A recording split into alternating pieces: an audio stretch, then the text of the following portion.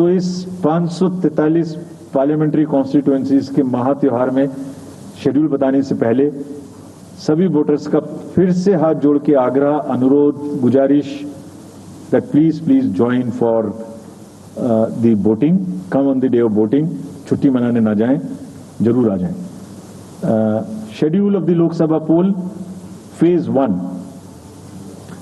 we'll do it in 7 phases as was done last time. 7 phases. Phase 1 will start from 20th March notification, 5 days from now, and last date of withdrawal would be 30th March and date of poll would be 19th of April. इसमें phase 1 का schedule एक दिन से हमें 2 बार करना पड़ रहा है, फिर बिहार के लिए वहां एक फेस्टिवल है, तो नोटिफिकेशन की डेट सेम है, लेकिन बस लास्ट डेट ऑफ विड्रॉल हमें 30 मार्च की जगह 2 अप्रैल सिर्फ बिहार के फर्स्ट फेज के लिए करनी पड़ रही है, क्योंकि वहां त्योहार है। और 19 अप्रैल को यहां वोटिंग होगी और पूरी कंट्री में 4 जून को काउंटिंग होगी। So phase 1 this will look like this. ये मैप भी हम आपको प्रोवाइड कर देंगे। अभी ये जो येलो पोर्शन है ये ऐसा दिखाई देगा। तो इसमें जो फेज 1 का जो मैप है, इसमें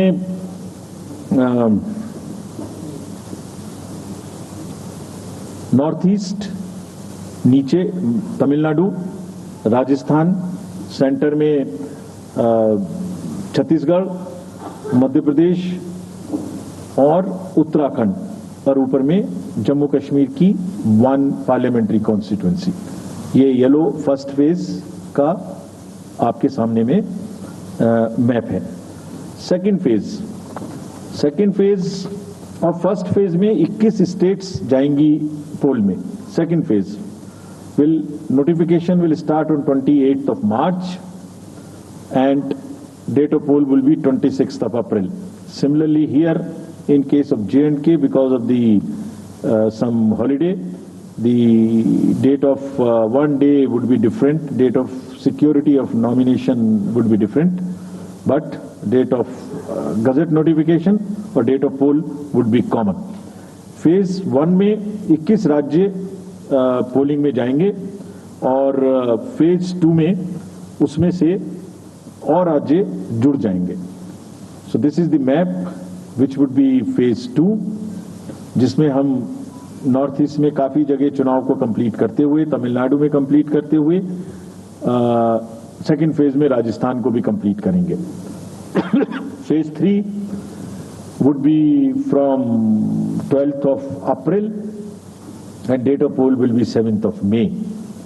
इसमें भी टोटल 12 स्टेट्स उस समय में जा रही होंगी और इस फेज में 3 नए राज्य में चुनाव शुरू होगा। इसका मैप कुछ इस तरह से दिखाई देगा। राजस्थान हम कवर कर चुके होंगे, तमिलनाडु कवर कर चुके होंगे, केरला कवर कर चुके होंगे, गुजरात, और इस फेज में 3 नए राज्य में चुनाव शुरू होगा। इसका मैप कुछ इस तरह से दिखाई देगा। राजस्थान हम कवर कर चुके होंगे, तमिलनाडु कवर कर चुके होंगे, केरला कवर कर चुके होंगे, गुजरात इसमें कवर कर लेंगे, नॉर्थ ईस्ट पूरा कवर कर चुके होंगे और हम नए राज्यों को मिला के 3 इसमें नए राज्य भी जुड़ेंगे। फोर्थ फेज में 18 अप्रैल को गजट नोटिफिकेशन होगा और date of polling would be 13th of May.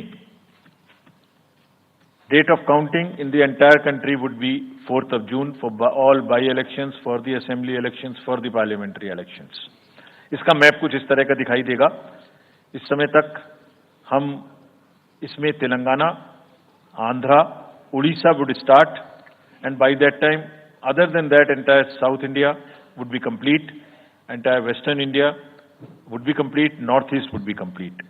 और फिफ्थ फेज 26 अप्रैल से शुरू होगी और 20 मई तक चलेगी। 20 मई तक डेट ऑफ पोल होगी, बीच में नॉमिनेशन, स्क्रूटनी और विड्रॉल की डेट्स रहेंगी। Counting of course is 4th of June.